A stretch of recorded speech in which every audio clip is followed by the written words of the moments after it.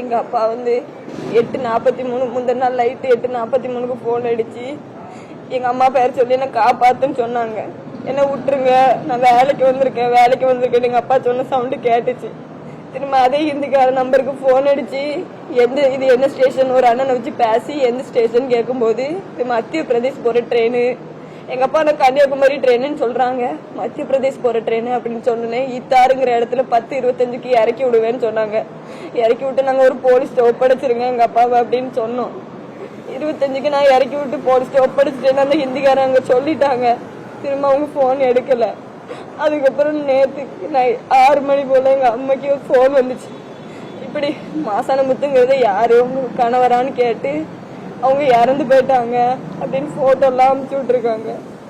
அதுக்கப்புறம் எங்க அப்பா எதுவுமே பேசல. போன் பண்ணலாம் காப்பாத்துன்னு சொன்னாங்க.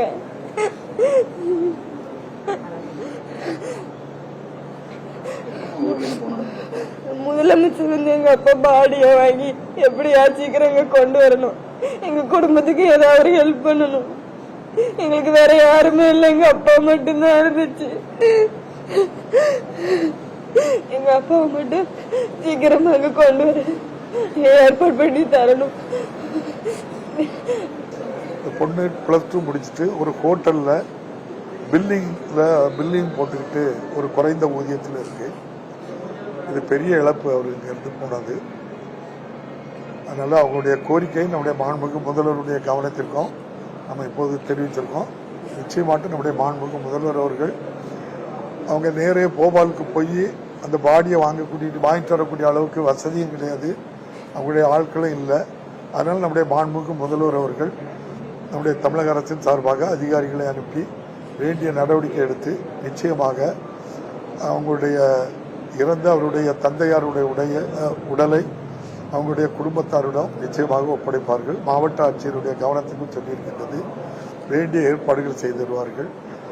அந்த மரணம் சந்தேகத்துக்குரிய மரணமாக இருக்குது. இதுவரை அங்கே போஸ்ட்மார்ட்டம் பண்ண விடலை. ஏற்கனவே நம்ம உதவியாளரை வச்சு பேசியிருக்கேன்.